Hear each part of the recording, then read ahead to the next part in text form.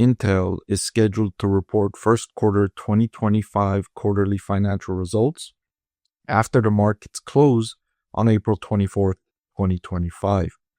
Of course, that has investors asking if they should buy Intel stock before the company announces results or after the company announces results. I'll answer that question in this video. I'll also preview what investors should look out for from Intel when the company announces its quarterly results. And again, I'll share with you my proprietary discounted cash flow model for Intel so you can see what I calculated as a fair value for the business according to what its future cash flows are in today's value. I want to thank The Motley Fool for sponsoring this video. Visit fool.com/Parkev for the 10 best stocks to buy now. So when the company reported its most recent results on January 30th, 2025, it reported fourth quarter revenue was down 7% to $14.3 billion. The full year revenue was down 2% year over year. Of course, Intel's struggles have been widely publicized as the company continues to lose market share to rivals that are based on AI data centers, based on graphic processing units, instead of computers like Intel benefits from. Still, Intel generated $53 billion in revenue in 2024, so the company remains a strong part of the worldwide economy, strong part of CPUs and data centers worldwide. It had to replace its CEO. Well, it didn't have to replace its CEO, but the board of directors forced out the previous CEO and they brought in a new CEO. And this will be his first quarter at the helm of the company. So it'll be exciting to hear from Intel's new CEO, whether or not he's changed course, what his plans are for the company. There's been a lot of speculation about Intel splitting off its businesses in two, taking its semiconductor design company apart from its semiconductor manufacturing company. Also, between this most recent report on January 30th and the report that they're going to release on April 24th, the company announced a potential partnership with Taiwan Semiconductor, where they will reap the benefits of Taiwan Semiconductor's expertise.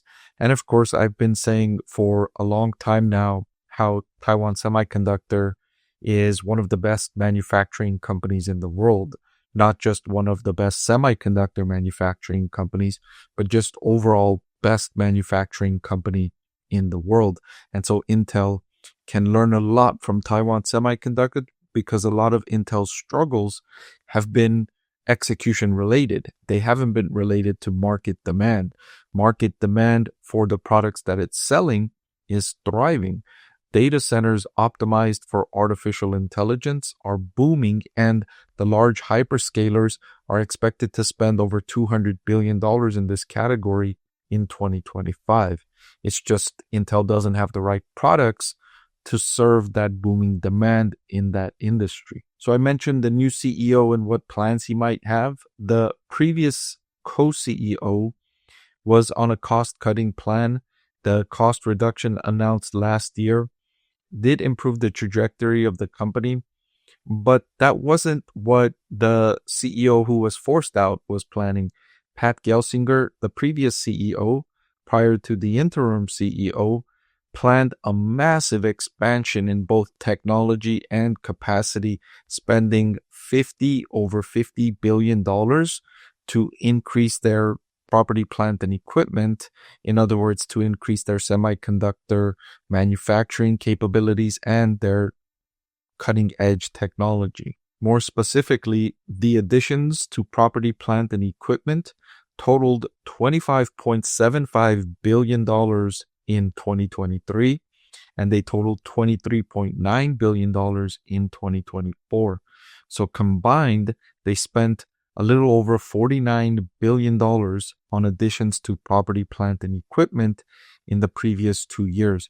That was a massive, massive investment that put the company in a lot of debt. It forced the company to pause its dividend and ultimately led to the CEO's ouster because the board of directors was not happy with the results that were coming from these investments, even though the results from these investments were always expected to take many years until they came to fruition.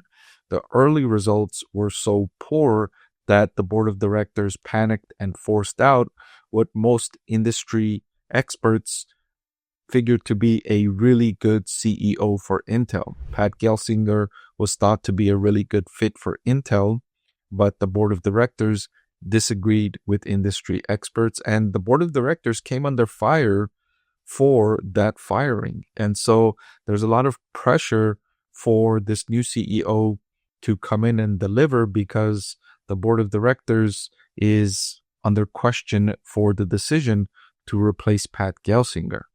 So to answer the question if investors should buy Intel stock before the company announces earnings, let's look at my discounted cash flow to see what I calculate as a fair value for Intel's business. As of today, I think the business is worth $33.15 per share. The current market price is $19 per share. So according to my calculations, Intel stock is considerably undervalued. That being said, Intel stock is also one of the riskiest investments you can make right now. I often say that a business that's undergoing restructuring is more risky than usual. Intel is undergoing restructuring, but that's following several years of massive investments, as I shared with you earlier, those nearly $50 billion in investments in property, plant, and equipment over the previous 2 years. The added debt, as you can see here, my forecast for Intel, free cash flow expects to remain negative in 2025, another negative $3.5 billion for 2026, another negative for 2027, before finally turning positive in 2028 with $13 billion in expected positive free cash flow, and then the company generating sustainably strong free cash flow starting in 2028. So that's a lot of years to wait for the company to start reaping the benefits of those huge investments. Still, I think the risk versus reward is worthwhile here for investors. So if you are a risk tolerant investor and you're willing to take this higher level of risk, I think the company's share price at less than $20 offers a good value for long-term investors, even though you're taking on a greater deal of risk. So I'll update my buy recommendation here for Intel and let investors know that I do think it's a reasonable buy here ahead of earnings. If you want a lower cost approach, or a lower risk approach, I should say, you can split your investment in two and buy half before earnings and half after earnings. But I think the undervaluation is reasonable enough where it's relatively a good value even ahead of earnings. Hey everyone, we've got some exciting news to announce. We launched a private Discord exclusively for our channel members at the VIP Discord tier. It's your backstage pass to ask questions, share insights, and get direct access to me. Don't miss your chance. Limited spots available, so join now.